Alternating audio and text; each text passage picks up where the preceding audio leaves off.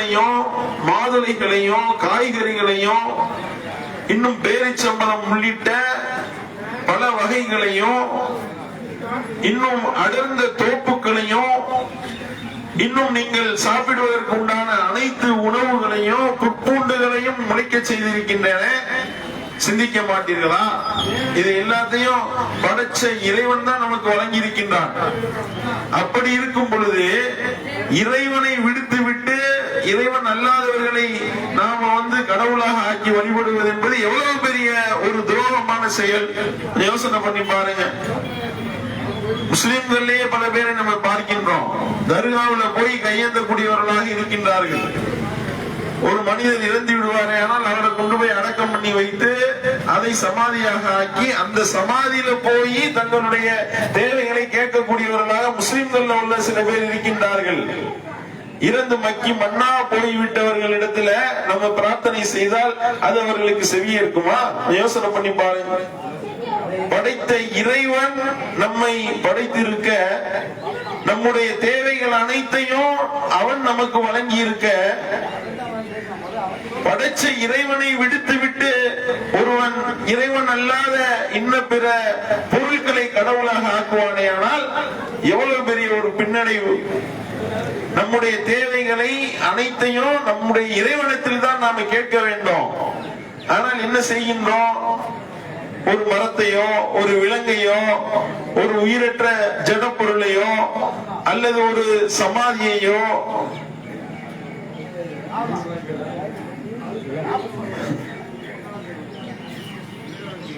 உயிரற்ற சமாதியையோ ஒரு கொடி கம்பத்தையோ இதை வணங்கக்கூடிய ஒரு நிலையை நம்ம பார்க்கின்றோம். முதல்ல இது எவ்வளவு பெரிய ஒரு அநியாயம். இறைவனுக்கு இணையற்பிக்கக்கூடிய மாபாதக செயல். இன்னல்லாஹ லா யக்ஃபிரு அன் யுஷ்ரக பிஹி வ யக்ஃபிரு மா தூன ذلك லிமன் யஷா. இறைவன் தன்னுடைய திருமறையில சொல்லி காட்டுகின்றான், இறைவன் தனக்கு இணை கற்பிப்பதை மன்னிக்கவே மாட்டான். அதற்கு கீழ்நிலையில் இருக்கக்கூடிய பாவத்தை தான் நாடியவருக்கு மன்னிப்பதா இறைவன் சொல்லி காட்டுகின்றான்.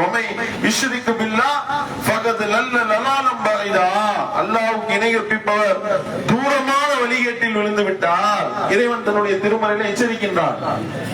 அப்ப உண்மையிலேயே இறைவனை வணங்கக்கூடியவர்கள் அல்லாஹ் ஒருவனை மட்டுமே வணங்க வேண்டும், அவனுக்கு இணை கற்பிக்க கூடாது. அப்படிப்பட்ட இணை கற்பித்தல் என்ற மாபாதக செயலை ஒருவர் செய்வாரே ஆனால் அவர் ஹர்ரமல்லாஹு அலைஹில் ஜன்னா, சொர்க்கம் அவருக்கு ஹராமாக ஆக்கப்பட்டு விட்டதே இறைவன் சொல்லி காட்டுகின்றான். உலாய்க அஸ்ஸாபுன் நாரி ஹும் ஃபீஹா காலிதூன், என்றென்றும் நிரந்தரமாக அவர் நரகத்தில் கிடப்பார். இறைவனை விடுத்து விட்டு இறைவன் அல்லாதவைகளை ஒருவன் கடவுளாக கற்பனை செய்வானே ஆனால், இறைவனை விடுத்து விட்டு ஒரு ஜடப்பொருளையோ ஒரு விலங்கையோ ஒரு மரத்தையோ ஒரு மட்டையையோ அல்லது சக மனிதர்களையோ இறந்து மக்கி மண்ணா போய்விட்டவர்களையோ ஒரு சமாதியையோ ஒரு தர்காவையோ ஒரு கொடிமரத்தையோ ஒருவர் கடவுளுடைய நிலைக்கு உயர்த்துவாரே ஆனால் அவருக்கு நிரந்தர நரகம் என்று இஸ்லாம் எச்சரிக்கின்றது. இன்னும் ஒரு படி மேல போய் இறைவன் எச்சரிக்கின்றான், நபியே நீர் இணை கற்பித்தால் லைன் அஷ்ரக்த லயஹ்பதன் அமலுக, நீர் இணை கற்பித்தால் உன்னுடைய நல்லறங்கள் அனைத்தும் அழிந்து நாசமாகிவிடும் என்று இறைவன் எச்சரிக்கின்றான். அப்ப இறைவனுடைய இடத்துல கொண்டு போய் வேற ஒரு ஆளை வைத்து அவர்களுக்கு கடவுளுடைய அந்தஸ்தை கொடுப்பது என்பது இறைவனால் மன்னிக்கவே முடியாத பெரும்பாவமாக, இறைவன் நிரந்தர நரகத்தை வழங்கக்கூடிய ஒரு மிகப்பெரிய பாவமாக இருப்பதை நாம விளங்கிக் கொள்கின்றோம். அப்ப நம்ம என்ன செய்ய வேண்டும்? எந்த நிலையிலும் இறைத்தன்மையை கொண்டு போய் வேற யாருக்கும் கொடுத்து விடக் கூடாது. பார்க்கிறோம், பல பேர் ஒரு ஜோசியக்காரர்கிட்ட போய் ஜோசியம் பார்க்கின்றார்கள். நாளைக்கு நடப்பதை அவர் நமக்கு சொல்லுவார் என்று நம்புகின்றார்கள். நாளைக்கு நடக்கிறதை இறைவனை தவிர வேறு யாராலும் அறிந்து கொள்ள முடியாது. இறைவன் தன்னுடைய திருமறையில சொல்லி காட்டுகின்றான், யஅலமு மா பைன ஐதீஹிம் வ மா கல்ஃபஹும் வலா யுஹீதுன பிஷைஇன் மின் இல்மிஹி இல்லா பிமா ஷா. அவர்களுக்கு முன்னால் உள்ளதையும் அவர்களுக்கு பின்னால் உள்ளதையும் அவனே அறிகின்றான். அவனுடைய அந்த மறைவான ஞானம் என்ற அந்த அறிவில் இருந்து எவரும் எதனையும் அறிந்து கொள்ள முடியாது அவன் நாடியவர்களை தவிர என்று இறைவன் தன்னுடைய திருமறையில சொல்லி காட்டக்கூடிய செய்தியை பார்க்கின்றோம். அப்ப நாளைக்கு நடக்க போறத ஒரு ஜோசியக்காரன் சொல்றாருன்னா அவருக்கு தெரியுமா நாளைக்கு என்ன நடக்க போகுது, நல்லது நடக்க போகுதா கெட்டது நடக்க போகுதா, யாருக்கு எப்ப நல்லது நடக்கும் எப்ப கெட்டது நடக்கும் என்பதை ஒருவர் எப்படி அறிந்து கொள்ள முடியும்? படைச்ச இறைவனை தவிர வேறு யாருக்கும் அது தெரியாது. இன்னல்லாக அல்லாஹ் தன்னுடைய திருமறையில சொல்லி காட்டின 5 விஷயங்கள் இறைவனை தவிர வேறு யாருக்கும் தெரியாது. இன்னல்லாஹ இன்தஹு இல்மு ஸாஅதி வ யுனஸ்ஸிலுல் கைஸ் வ யஅலமு மா ஃபில் அர்ஹாம் வ மா தத்ரி நஃப்சும் மாதா தக்ஸிபு அதா வ மா தத்ரி நஃப்சும் பி ஐயி அர்லின் தமூத். இறைவன் சொல்லி காட்டுகின்றான், மறுமை நாள் எப்பொழுது வரும் இறைவனை தவிர வேறு யாருக்கும் தெரியாது. மழை எப்பொழுது பொழியும் இறைவனை தவிர வேறு யாருக்கும் தெரியாது. கருவறையினுடைய நிலவரங்கள், ஒரு கருவறையில குழந்தை உருவாகுமா உருவாகாதா, அதுல எத்தனை குழந்தை உருவாகுது, ஆண் குழந்தையா பெண் குழந்தையா என்ற அறிவு படைத்த இறைவனை தவிர வேறு எவனுக்கும் கிடையாது. ஒரு உயிர் எந்த இடத்தில் மரணிக்கும் இறைவனை தவிர வேறு யாருக்கும் தெரியாது. ஒரு உயிர் நாளைக்கு என்ன சம்பாதிக்கும் இறைவனை தவிர வேறு யாருக்கும் தெரியாது. இதுதான் இறைவனுடைய வல்லமை என்பது. ஆனா என்ன செய்யறோம், ஒரு ஜோசியக்காரர்கிட்ட போய் நாளைக்கு என்ன நடக்கும், ஒரு குறிகாரரு கிளி ஜோசியம் எதையோ ஒண்ணு போய் ஒரு முஸ்லிம்கள்ல பால் கிதாப் என்ற பேர்ல அஜரத்துல போய் கேட்கிறான், நாளைக்கு எனக்கு நல்லது நடக்குமா நடக்காதா, நான் எப்ப கடையை ஓபன் பண்ணலாம், எப்ப கல்யாணத்தை வைக்கலாம், நல்ல நாள் பார்த்து கொடுங்க என்று சொல்லி போய் கேட்போமையானால் படைச்ச இறைவனுக்கு மட்டுமே உண்டான அந்த ஞானம், மறைவான ஞானத்தினுடைய திறவுகோல் இறைவனிடத்தில் தான் இருக்கின்றது. இறைவன் அல்லாத வேற யாருக்கு இதை பற்றி தெரியாது திருமறை குர்ஆன் சொல்கின்றது. அப்ப இந்த இறைவனுடைய தனிப்பெரும் ஆற்றலானது வேற மனிதர்களுக்கு இருப்பதாக யார் நம்பிவிட்டாரோ அவர் இறைவனுக்கு இணைப்பித்து விட்டார்.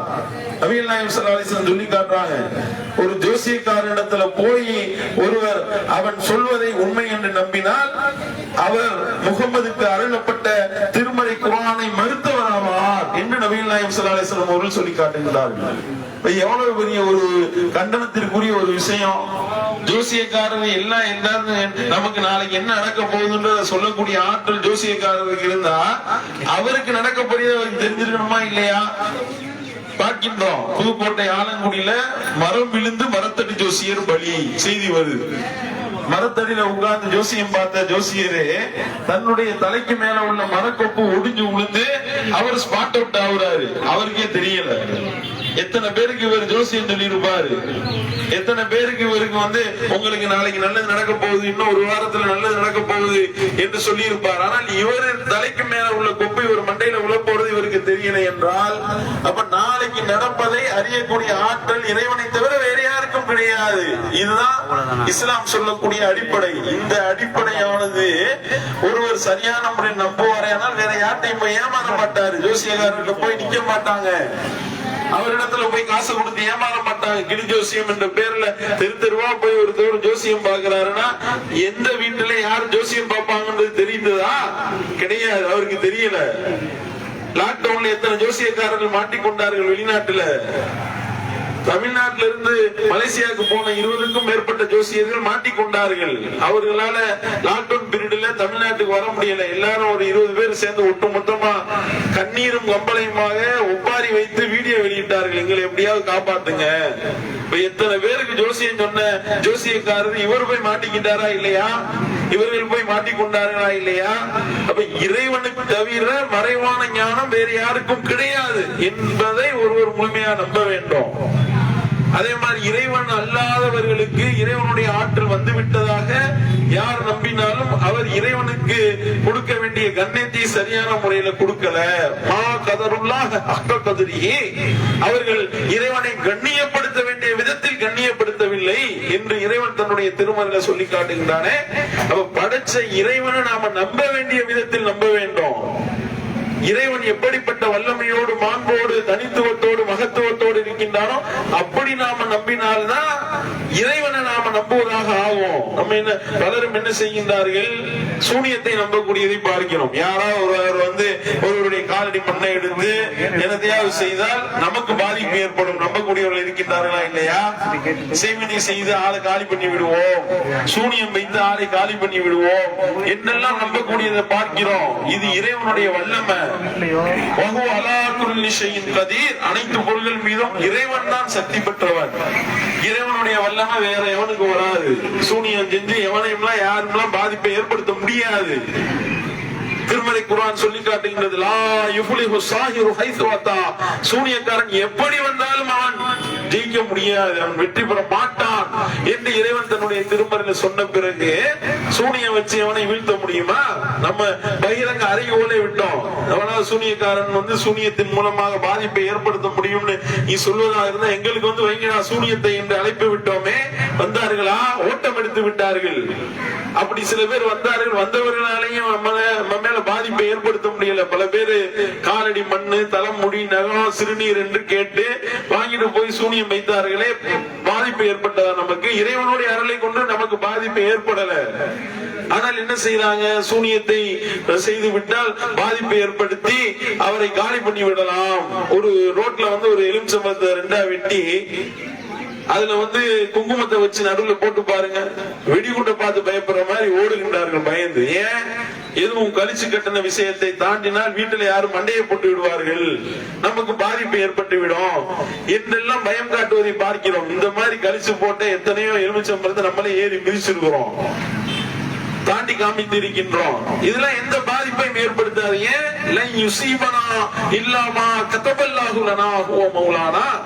இறைவன் விதித்ததை தவிர வேறென்றும் எங்களை அணுகாது. அவன் தான் எங்களுடைய பாதுகாவலன்.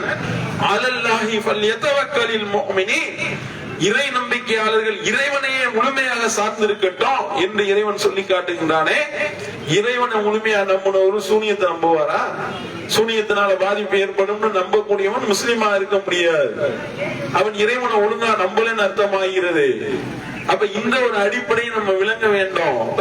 இறைவனுடைய வல்லமையை அவனுடைய மாண்புகளோடு, அவனுடைய தனித்துவத்தோடு, அவனுடைய மகத்துவத்தோடு அவனை கண்ணியப்படுத்த வேண்டிய விதத்தில் கண்ணியப்படுத்தி நாம நம்புவதுதான் இஸ்லாம் நமக்கு காட்டித்தரக்கூடிய அடிப்படை. இந்த அடிப்படையை விளங்கி இறைவனை மட்டுமே வணங்கி வழிபட்டால் இறந்ததுக்கு அப்புறம் ஒரு வாழ்க்கை இருக்கு. அந்த வாழ்க்கையில நம்ம வெற்றி பெறலாம். படைத்த இறைவன் நம்ம அனைவரையும் உயிர் கொடுத்து எழுப்பி விசாரிப்பான். இறைவனை மட்டும் என்னை மட்டும் வணங்கினியா? என்னை விட்டு விட்டு எனக்கு தர வேண்டிய கண்ணியத்தை வேற யாருக்கும் கொண்டு கொடுத்து மற்றவர்களை கடவுளாக்குனியா? மனிதர்களை கடவுளாக்குனியா? மரத்தை வணங்கினாயா? விலங்குகளை வணங்கினாயா? நீ வந்து மற்ற பொருள்களை வணங்கினாயா என்று இறைவன் விசாரிப்பான். இறைவனுக்கு மட்டுமே வணங்கி இறைவனுக்கு மட்டுமே கட்டுப்பட்டு நடந்தா அந்த இறந்த பின்னால் வரக்கூடிய வாழ்க்கையில நமக்கு சொர்க்கத்தை நம்ம பெறலாம். அப்படி இல்லாவிட்டால் நரக படுகொலியில இறைவன் போட்டு பொசுக்கி எடுப்பான் என்ற இந்த அடிப்படையை விளக்குவதற்கு தான் தூதர்களை எல்லாம் இறைவன் தேர்வு செய்து மனிதர்கள் அனுப்பினான். அப்படி வந்த இறுதி தூதர் தான் முஹம்மது நபி ஸல்லல்லாஹு அலைஹி வஸல்லம் அவர்கள். இதுதான் இஸ்லாம். இஸ்லாம் சொல்லக்கூடிய அடிப்படை இதுதான். இறைவனின் இயற்கை மார்க்கமான இஸ்லாத்தினுடைய அந்த கொள்கை கோட்பாடு என்பது இறைவனை தவிர வேறு யாரையும் நீங்கள் வணங்கக்கூடாது. முஹம்மது நபி அவர்கள் இறைவனுடைய தூதராக இருக்கின்றார்கள், அவர்களை மட்டுமே பின்பற்ற வேண்டும். இறந்ததுக்கு அப்புறம் ஒரு வாழ்க்கை இருக்கு, இறைவன் அதுல விசாரிப்பான். இறைவனுக்கு கட்டுப்பட்டு இறை தூதருடைய வழிமுறையில நம்முடைய வாழ்க்கையை அமைத்திருந்தால் நமக்கு மறுமை வெற்றி கிடைக்கும், சொர்க்கம் கிடைக்கும். அப்படி இல்லாவிட்டால் நரக படுகொலியில இறைவன் நம்மை வதைப்பான் என்ற ஒரு அடிப்படை தான் இஸ்லாம் சொல்லக்கூடிய அடிப்படை. இந்த அடிப்படையை உங்களுக்கு தெளிவுபடுத்துவதற்கு தான் இந்த பகுதியில இந்த மெகாபோன் பிரச்சாரத்தை நம்ம செய்தோம்.